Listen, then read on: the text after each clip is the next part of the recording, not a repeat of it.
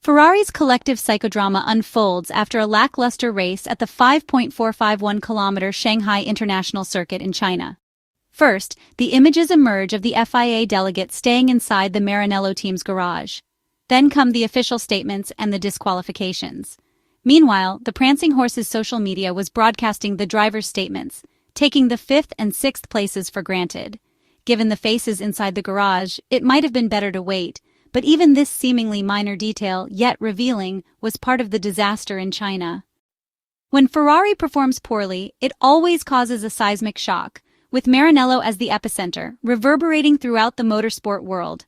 After all, the team founded by Enzo Ferrari has the largest fan base in Formula One. And by the way, one wonders what he would say about this race. The minutes following the race were nerve-wracking, in stark contrast to a rather dull Chinese Grand Prix. The news spread rapidly across smartphones, unfolding like a slow-drip thriller.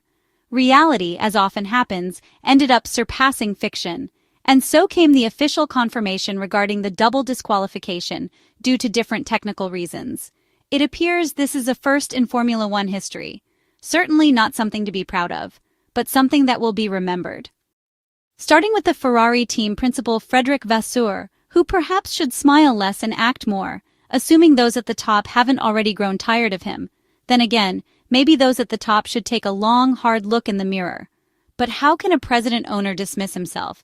Technically he could, but would he want to? The president already has the Juventus debacle to deal with, and now a Formula One season shaping up to be disastrous. And he certainly doesn't like public humiliation. In both cases, his choice of personnel has not been the best, and perhaps it is time to patch things up. Could it be that John Elkann delegated too much in both situations and is only now realizing the mess? Plausible. But back to Ferrari's double disqualification, the first in the long history of the Maranello team in Formula One due to technical reasons, specifically for violating the technical regulations. There was another incident in the 1999 Malaysian Grand Prix at the Sepang International Circuit, but as the record books and those of us with a few gray hairs recall, that disqualification was overturned by Ferrari on appeal. Although for different reasons, both Charles Leclerc and Lewis Hamilton were penalized in China, just as Michael Schumacher and Eddie Irvine were in the past.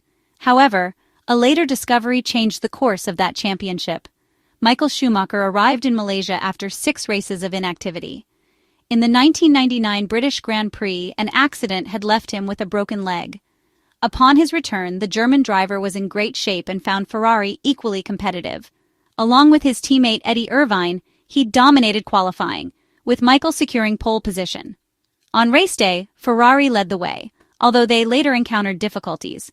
Similar to what happened in China on Sunday, the 2 Maranello drivers received team orders, but for different reasons.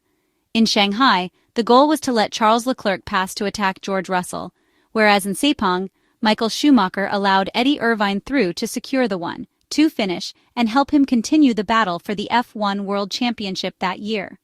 However, Ferrari's plan didn't work out, as David Coulthard quickly moved up to 2nd place. The Scottish driver's retirement a few laps later, though, allowed Michael Schumacher to restore Ferrari's 1-2. After a pit stop dropped Eddie Irvine back, Michael Schumacher let him pass again, gifting him what would become the final victory of his career. Ferrari ran into trouble after the race when the FIA deemed their barge boards illegal. They protruded 10 millimeters beyond the maximum allowed limit set by Article 3, 12.1 of the technical regulations. Just hours after the checkered flag, Ferrari's 1-2 finish turned into a double disqualification. In the following days, Ferrari's engineers further examined the matter and requested a review, leading to a legal battle. It was revealed that the FIA had not accounted for the 5 mm tolerance allowed by Article 3, 12.6. But since Ferrari's barge boards extended by 10 mm, how did the ruling change? The key detail was the angle of the element. While the initial measurement was correct, Ferrari's clever engineering meant that, when inclined, the barge boards extended by only 4.5 mm. This technical argument allowed Ferrari to overturn the FIA's ruling, exposing flaws in the Federation's measurement methods. The Court of Appeal dismissed the FIA's control procedures, and as a result, Mika Häkkinen and McLaren lost the chance to secure both the drivers' and constructors' titles early. A crucial observation by a fan, Sicilian engineer Alberto Nicosia, followed by Ferrari's decision to contest the ruling, enabled the Maranello team to reclaim its place at the top of the standings. This led to the final showdown in Japan, where Mika Häkkinen regained the championship lead and won the driver's title, while Ferrari secured the constructors' championship. So what happened yesterday in China, practically unappealable, as Ferrari itself quickly confirmed the two infringements, is basically a record. And, as we mentioned earlier, an even more unreachable record considering the disqualification happened for two separate reasons. Charles Leclerc was disqualified because his car weighed 1 kilogram less than the regulation minimum, namely 800 kilograms, while Lewis Hamilton was penalized for excessive wear on the skid block located in the flat center section of the car's floor. So, history was made with a capital H.